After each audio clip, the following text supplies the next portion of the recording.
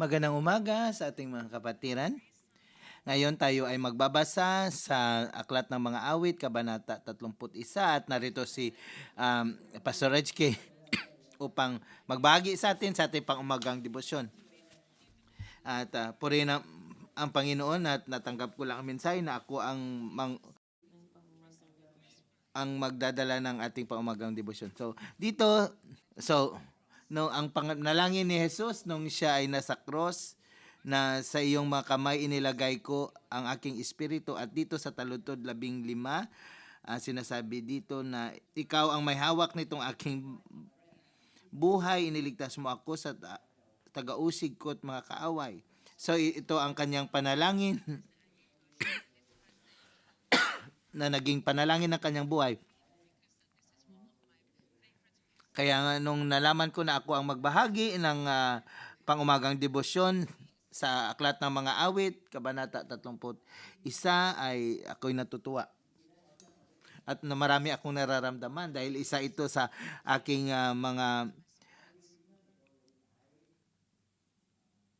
life prayer verse. Ganon yun. So, paano ko mas maunawaan ang mga kasulatang ito na hindi lamang na ito ay panalangin ni Jesus sa cross, ngunit ito ay panalangin ni Jesus sa kanyang buong buhay. Lalo na sa mga huling linggo bago siya pumunta sa cross, paano niya ginawa itong panalangin ito na kanyang panalangin sa sariling buhay. Ito ay ang mga awit na sinulat ni David. So hindi ko na tatalakayin pa ang background at konteksto ng awit na ito. So para maintindihan natin ang kasulatang ito, kailangan intindihin natin ang mga nararanasan ni David. At ganun din, kailangan natin intindihin ang mga nararanasang sitwasyon ni Jesus para mas maintindihan natin kung ano ang kaugnayan nito sa Aklat ng Mga Awit sa kabanatang ito. Kaya nga sa umagang ito, hindi natin tatalakayin ang context na nararanasan ni David. Ngunit dahil ang nilalaman nito ay ang mga karanasan ni Jesus.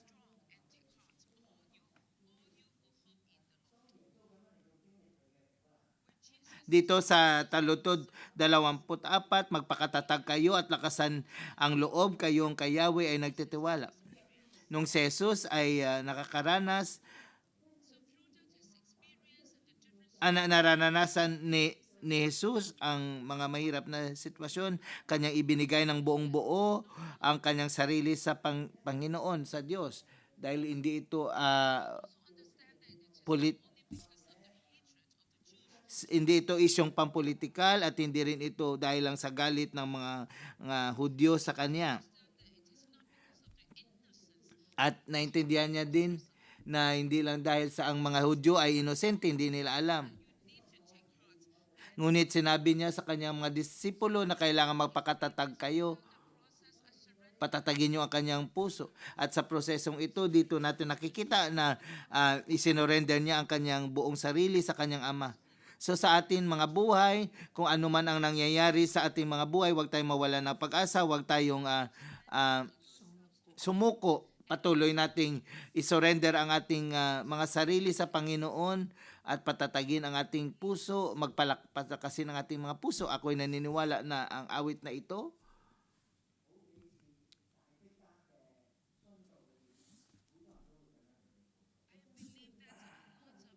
ako'y naniniwala na marami mga tao, marami mga Kristiyano na pinapanalangin ang awit na ito.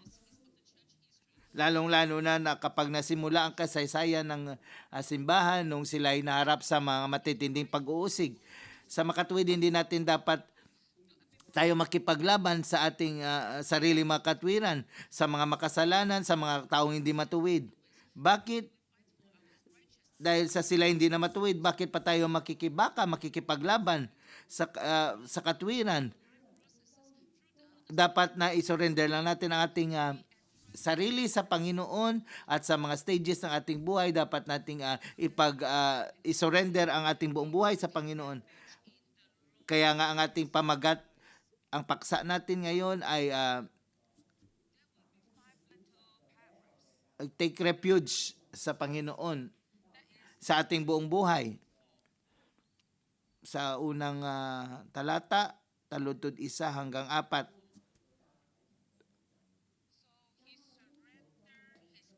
So dito,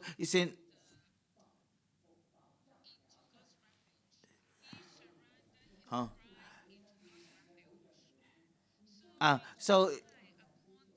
So ang kanyang mga hinanaing isinurrender niya at naging kanlungan niya ang Panginoon.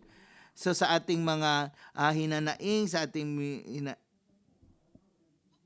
ang Panginoon ang siyang ating kanlungan. So ano ang hinanaing niya dito? Na sa kamay ng Panginoon ibinibigay niya or sinusurrender niya ang kanyang espiritu. At dito si David, nung siya'y nanalangin sa Panginoon, iningi niya ang proteksyon ng Panginoon. Ngunit nung si Jesus, nung siya'y nanalangin, siya'y tumawag sa kanyang Diyos Ama at ikinomit niya ng buo ang kanyang espiritu sa Panginoon. Dahil sa buong buhay niya, meron siyang malapit na relasyon sa kanyang Ama na pwede niyang pagkatiwalaan ng kanyang Ama, kaya nga pwede niyang i-commit ang kanyang espiritu sa Ama, sa Diyos. Kaya dito sa unang taludtod, lumalapit ako sa iyo, Yahweh, upang ingatan. At sinabi ni Jesus nung siya nanalangin, ikaw ang aking kanlungan, Ama, at ingatan mo ako sa iyong katwiran. Si Jesus, isinorender niya ang kanyang buhay sa katwiran ng kanyang Ama, hindi sa kung sino-sino lang. At dito sa taludtod 2, ako'y iyong dinggin, iligtas ngayon din, sana'y ikaw ang aking maging batong kublihan. Dahil kung tayo'y naharap sa matinding mga panganib, nais nating maligtas ng agad-agad. So si Jesus, nung siya ay nasa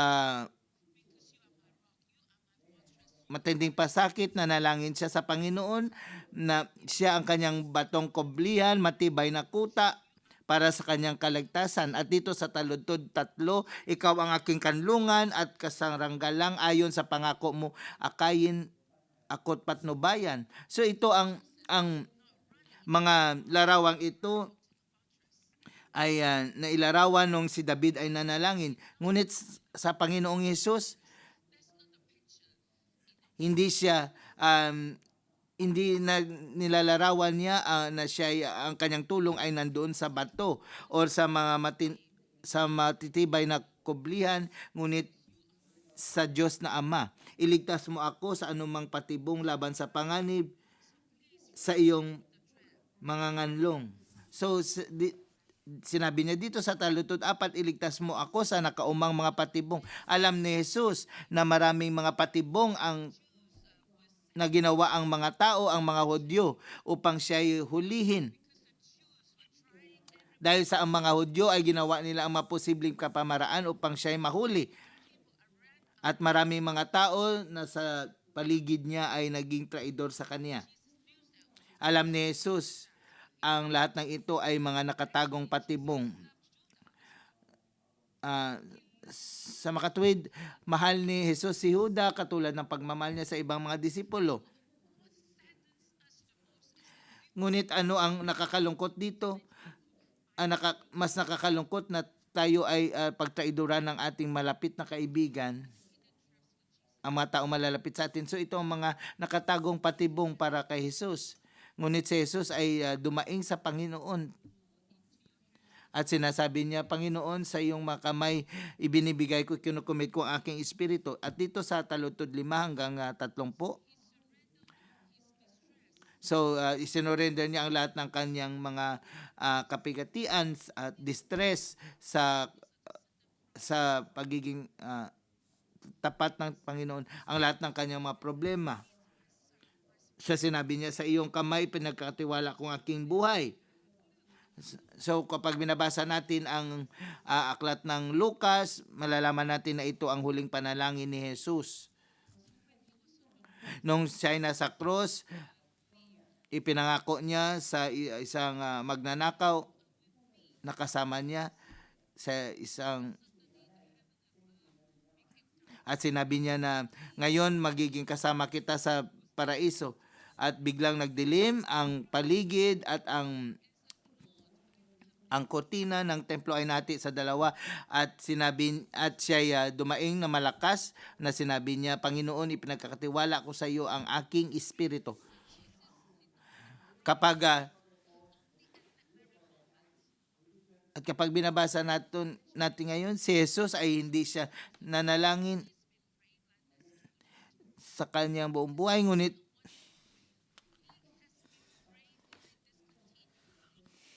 dahil si Jesus sa buong buhay niya ay ang buhay na pag-commit sa Panginoon.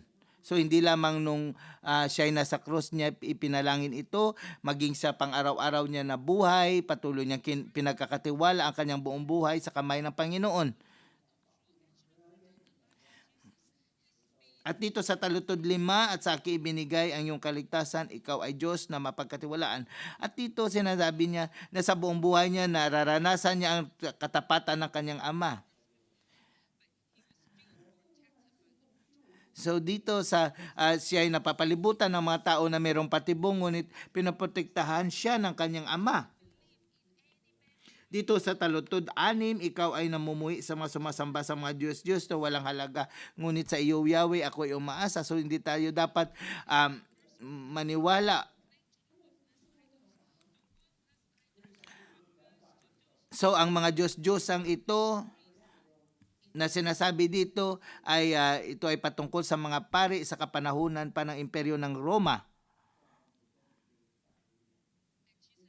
At dito si Jesus, hindi ko isa-surrender ang aking buhay sa mga taong ito na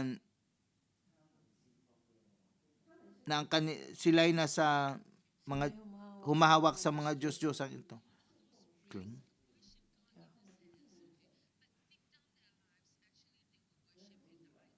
So, ang mga pari na parang sila ay naging makadiyos, ngunit sa kanilang mga pamumuhay, sila ay nasa mga Diyos-Diyosang ito. Kumakapit. So, itong mga taong ito hindi totoong naniniwala sa Panginoon.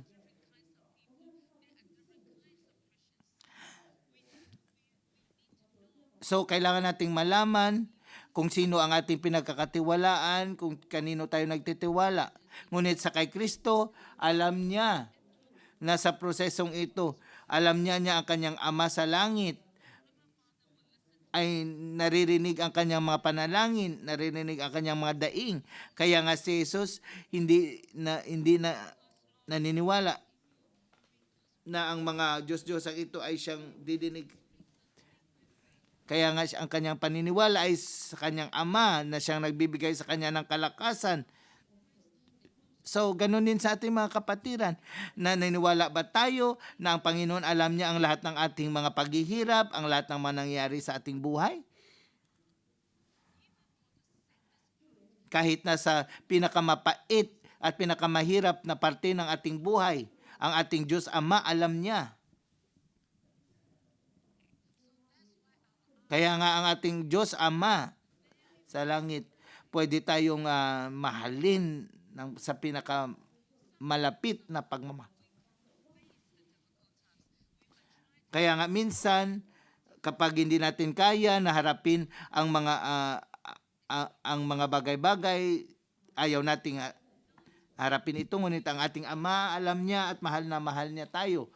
At hindi niya tayo ibibigay sa kaaway. At dito sa talutod 8, hindi mo ako hinayaan sa kamay ng kaaway, ngunit binigyan mo ako ng laya sa aking paglalakbay. Naalala ko ang mga huling linggo ni Jesus. Kahit na sa labas, marami mga taong tumutugi sa kanya.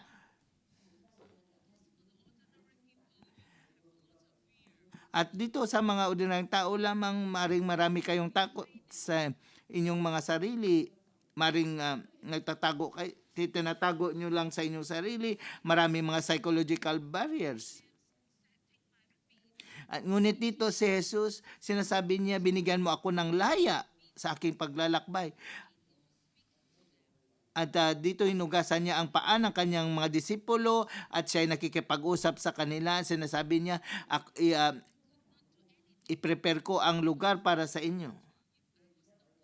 Dahil kung di ako alis, hindi ko kayo matutulungan.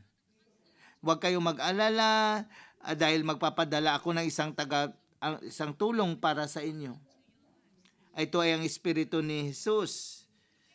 At ang Espiritu ni Jesus ang siyang mangunguna, siyang mag-guide sa inyo. Si Jesus, sinasabi niya sa kanila na ako'y magiging totoong puno ng ubas at kayo ay magiging sanga. Kaya nga hindi kayo dapat matakot kung kayo ay palagi lumalagi sa aking pag-ibig.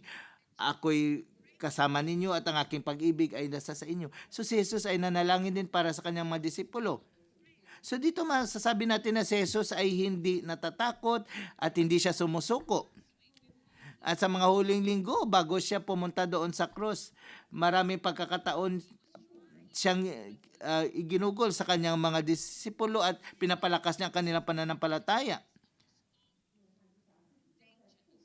At dito kahit na sa expense ng kanyang sariling panganib. Why? Bakit? Dahil sa isinurrender niya ng buong-buo ang kanyang buhay sa Panginoon. At makakita natin dito na si Jesus ay hindi niya inisip na siya ay biktima, hindi siya natatakot sa kanyang puso. Pinagkatiwala niya ang kanyang sarili sa Panginoon. At alam niya na ang Panginoon ang siyang naglagay sa kanyang mga paa sa kalayaan, binigyan ng laya ang kanyang paglalakbay, kaya malaya siyang naglakbay papuntang Jerusalem. At dito nais niyang willing siyang ibigay ang kanyang buong sarili sa mga tao sa Jerusalem. Bakit? Dahil sa alam niya na ang kanyang Diyos Ama sa langit ay ang kanyang sandigan, ang kanyang matibay na bato, ang kanyang tulong kahit na sa mas hirap na sitwasyon na isurrender niya, na i-commit niya ang kanyang buhay, ang kanyang espiritu sa Panginoon. At dito sa talutod siyam, sinasabi dito na maring si Jesus ay nasa matinding pagdalamati. Ito ay ang tunay niyang nararanasan, at kahit na ang kanyang katawan ay nasa pagluluksa, na dapat siya mag-ingat sa mga oras na ito dahil siya ay nasa matinding matinding panganib. So dito masabi natin pati ang kanyang mga buto ay nangihina. Ang kanyang buong pagkatao ay mahinang-mahina. Ngunit alam natin na ang Diyos Ama ang siyang tutulong sa kanya sa mga kahinaang ito. At sinabi niya dito na pati ang kanyang mga buto ay nangihina dahil sa mga kasalanan at paglapastangan ng tao. Kaya nga ang kanyang buong lakas ay nahigop. At dahil sa lahat ng mga kaaway na pinapalibutan siya, marami mga tao na gustong insultuhin si Jesus. Marami mga tao na nalagay ng mga patibong upang i-threaten si Jesus. Maging ito ay Hudyo, or maging ito mga pangulo o hari ng Roma, o sa mga posibleng kapamaraanan upang insultuhin at akusahan si Jesus. Sa makatuwid sa oras na iyon, ang mga taong sumusunod kay Jesus ngayon ay tinatalikuran si Jesus. Kahit ang mga disipulo, tinitingnan lang nila si Jesus sa malayo at hindi sila lumalapit kay Jesus. So ang mga taong nakakilala kay Jesus ay takot na takot dahil sa nang makita, ayaw nilang lumapit kay Jesus. At si Jesus ang naging katakutan at pinangayawan ng mga tao. At sa mga taong yun, kapag tinanong sila ng mga tao, ikaw ba ay isang taong nakakilala kay Jesus? So iniiwasan nila at tinatalikuran nila ang mga tanong ito. So dito naitala na nung si Jesus ay sinampal, dinuraan, ininsulto. At sa oras na yon, walang ni isa man lang sa kanyang disipulo ang lumapit sa Panginoon. Nakarinig siya ng maraming mga sabi-sabi, ang mga paratang sa kanya, maraming mga taong nagsasabi ng masama sa kanya, nagpaplano laban sa kanya. Maraming mga taong nagko-conspire, nagsasabuatan laban kay Jesus, kahit na ang pinakamataas na pari ay nagpaplano ng masama para sa kanya. Ngunit si Jesus ay napakatahimik, siya'y nanalangin at isinorender niya, ikinomit niya ang kanyang buhay, ang kanyang espiritu sa Panginoon. Kahit na siya'y ininsulto, kahit na siya'y gutay na. Maraming mga taong nakipagsabuatan laban sa kanya, gumagawa na masama sa kanya, patuloy siyang nanalangin sa Panginoon. So dito sa Taludtod 18, so sinurrender niya ang buo ang kanyang sarili sa pagmamahal ng kanyang ama. Dito sa Taludtod 14, subalit sa iyo, Yahweh, ako'y nagtitiwala. Ikaw ang aking Diyos na dakila. Kahit na inatake ako ng mga tao, naggumagawa sila ng patibong, Panginoon, ikaw pa rin ang aking ama at ako'y nagtitiwala pa rin sa iyo. At dito sa Taludtod 15, ikaw ang may hawak nitong aking buhay, ililigtas mo ako sa taga-usig ko't mga kaaway.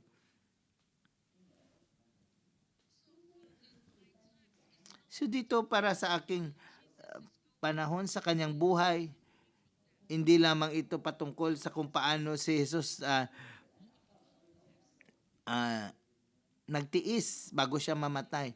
Mga kapatid, sa ating mga buhay, minsan inisip natin ang katapusan ng ating buhay. Ngunit kay Jesus hindi niya inisip ang mga ito. Hindi niya lang inisip ang kanyang pagkamatay. Iniisip niya din ang kanyang muling pagkabuhay sa Panginoon. Iniisip niya ang proteksyon sa ilalim ng Panginoon. Kahit alam niya na sa isang araw siya'y aalis sa mundong ito, ngunit alam niya na ang kanyang kapahingahan ay nasa Panginoon. Kaya si Jesus, sinabi niya na isurrender ko ang lahat ng ito sa Panginoon. Dahil alam ni Jesus na ang kanyang Diyos Ama ay siyang magpapalaya sa kanya sa lahat ng mga kaaway na tumutugi sa kanya. Kahit alam niya na papunta siya sa kanyang kamatayan, na siya'y nanalangin sa kanyang Diyos na Ama na hayaan na ang kanyang mukha ay magliwanag sa kanya upang siya iligtas sa kahihiyan. Sa iyo, Yahweh, ako'y nananawagan, wag hayaang malagay ako sa kahihiyan. So dito sa bawat stages ng kanyang pagtitiis, ang kanyang panalangin ay ganito. Kahit na siya'y papunta sa cross, sa pinaka kahihiyan, sa oras ng kanyang kahihiyan, siya'y nanalangin sa Panginoon. Ang masamang tao ay dapat na mapahiya sa daigdig ng mga patay. Tahimik silang bababa. Kahit na ang mga tao ito ay nagsumisigaw na malakas na ipako siya sa cross. Kahit na ang mga taong ito ay sumisigaw na si Jesus, ay naglapastangan. So, ngunit si Jesus ay nanalangin na ang mga masamang tao ay siyang dapat mapahiya. At dito sa talutod 18, patahimikin mo ang mga sinungaling, ang mga palalong ang laging layunin. Alam niya na sa huli, sa impyerno, Hades, ang mga sinungaling na mga bibig ay patatahimikin. Ang mga sinungaling, ang mga taong arogante ay patatahimikin. So nakikita ba natin ito na si Jesus isinurrender niya kahit na ang kanyang kamatayan sa pag-ibig ng Diyos Ama dahil alam niya na siya ay naniniwala na sa pamamagitan ng pag-ibig, ng pagmamahal ng Diyos Ama siya ay maliligtas.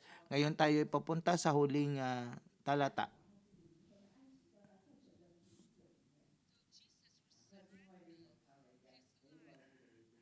No, kahit na si Jesus ay sinurrender niya ang kanyang buhay sa kabutihan ng kanyang Diyos Ama.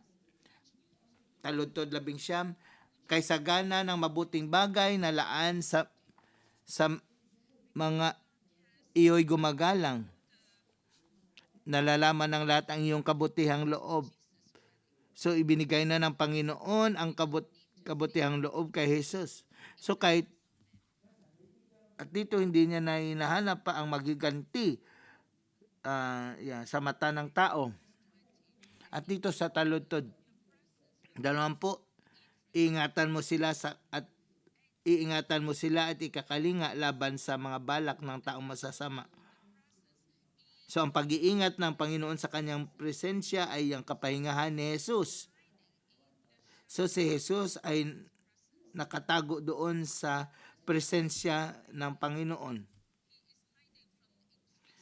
So dito siya ay inilagay sa ligtas na kablihan laban sa mga panglalait ng kaaway. Dahil siya ay nasa kablihan ng presensya, sa pag-iingat ng presensya ng Panginoon. So siya ay nasa pag-iingat at pagtulong ng Panginoon laban sa lahat ng balak ng masasamang tao, pag-akusa ng mga tao. So dito patuloy niyang isinusurrender niya ang kanyang buhay sa iba't ibang stages ng kanyang buhay. Sa kanyang mga nararanasan, patuloy niya ikinukumit ang kanyang sarili sa Panginoon. Kahit na sa katapusan ng kanyang buhay, ikinumit niya pa rin ang kanyang buhay sa Panginoon. Kahit na naharap siya sa hindi makatwirang mga paghahatol ng tao, patuloy niya ikinumit ang kanyang sarili sa Panginoon. Patuloy niya pinaniwalaan na ang kanyang Diyos Ama ay mapagkatiwalaan at patuloy siyang nanampalataya na ang katwiran ng kanyang Ama ay siyang magliligtas sa kanya. Kaya nga sinabi niya na kanyang sa iyo Diyos aking Ama, ikukumit ko ang aking buong buhay. Ang aking buong buhay ay nasa iyong kamay dahil ang iyong proteksyon ay nasa akin. At dito sa taludtod 21, po rin si Yahweh, kahanga-hanga ang ipinakita niyang pag-ibig sa akin. Nang ako'y nagipit na at parang lungsod na sasalakayin. Dahil sa presensya ng Panginoon, ay katulad na siya ay nasa kublihan ng isang matibay na tore. At dito ipinakita ng Diyos ang kanyang kahangang pag-ibig. At dito din ang ating Jesus ay muling nabuhay mula sa kamatayan. Kung tayo ay nararamdaman natin na wala na tayong lakas, wala na tayong tulong, hindi natin lubos alam kung paano tayo tulungan ng ating Ama, ng ating Diyos Ama. Para sa atin ng mga tao, kung hindi tayo magdadaan sa punto ng kamatayan, hindi natin malalaman kung ano talaga ang pagtitiwala sa Panginoon. Kapag nararanasan lang natin na tayo'y nandun na sa bingit ng kamatayan, doon tayo hingi ng tulong at doon natin mararanasan at maintindihan kung ano ang pag-ibig ng Diyos sa ating mga buhay.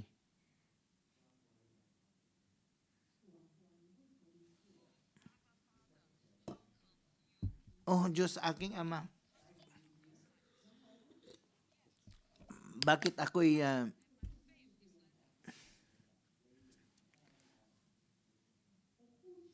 bakit na, ako nawala sa iyong paningin?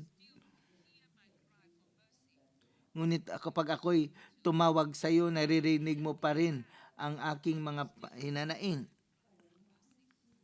At sa taluto 22, ako ay natatakot, labis na nangamba, sa pag-akalang ako'y itinakwil na, ngunit dininig mo ang aking dalangin, nang ang iyong tulong ay aking hingin. At dito sa huling mga taludtod, si Jesus ay nangusap sa kanyang mga disipulo upang palakasin ang kanilang mga puso. Dapat patatagin ninyo ang inyong pananampalataya upang kahit na nakakaranas kayo ng matinding problema, dapat palakasin nyo ang inyong mga pananampalataya at magtiwala sa Diyos.